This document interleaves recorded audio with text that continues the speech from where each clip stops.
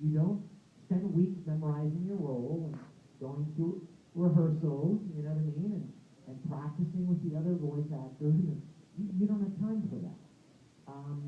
A lot of times with some shows, like I'm recording a couple of things next week, I don't even remember the name of the show. And I certainly don't know who I'm playing. The director just called me and said, I need you for 4 hours next week to work on, she got me just to John Coffee. I don't know what it was. I can't even remember the name of the show. But I'm like, okay, I'll be there. And what's going to happen is I'm going to walk in and the director's going to say, okay, you're playing Shinji or whatever the guy, this character, whatever his name is. He didn't tell me. I just made that up. And he's like, he is this smarmy librarian. And he collects books all day long. And, you know, he's maybe some sort of a little bit of a bookworm. And he'll basically describe him, and he'll show me a picture, and he'll go, okay, read these couple of lines. And I'll perhaps read them like this, and I'll try that on for size. And he'll go, no, make them a little more highbrow. I'm sorry, we don't have that book here. Excuse me, while I go into that. I mean, and we'll just try different things, all within the span of like 5 minutes. And then we'll decide what we want to, the director will decide what he wants it to sound like, and then we'll start recording. I will not have seen the script. I won't even know what he's about to say on the next page. We'll just kind of, we'll go. Because a lot of anime and voice work is time. How quick can you do it? Because time is money. Every studio that you work in, they have to pay. So if it takes you twice as long to do a recording as it takes him, chances are they're going to hire him. Because he can do it faster, therefore they pay less money to the studio. So, it's a business, and people need to use the money as well as frugally as they can. So you don't get a lot of time to prepare. Now, I will tell you this. Having said that, that's the way it is almost all the time.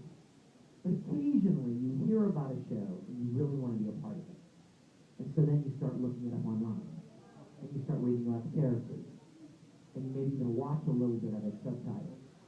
Like, that's what I did with Oran High School. Somebody told me, Caitlin Glass, told me about Oran and how funny it was that there was this character, this blonde guy, that reminded her of me, and that I needed to check it out. And I went and watched some of the subtitles, and I loved it. I thought it was hilarious. And then I started looking some of it up online, and so I got excited about being a part of it, which could also be really bad. Because if you don't get cast in the role that you fall in love with, and you're hoping so bad you get to play, especially disappointing. But usually you don't get that chance. They call you in, you audition for something, and if you get cast, they call you in, and then you find out what you're doing, and very quickly you start working on it. Yes? What's one of the hardest characters I've ever had to voice? Well, there's never been a character that's been hard, like, emotionally to play.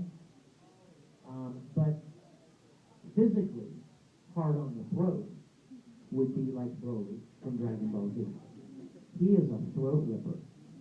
I mean, he is a larynx widowmaker. I mean, he's rough. And I mean, I love him. I'm honored to be a part of Dragon Ball Z. But having said that, he's really hard on the voice. So when people ask me, yo, Kakarot, I'm like, yeah, no thanks, here's $10. Because I don't want to have to do it if I don't have to. Because it just kills me. And like the character that I did for World of Warcraft, hurt. I mean, and the director even knew it hurt. Like, I would do something,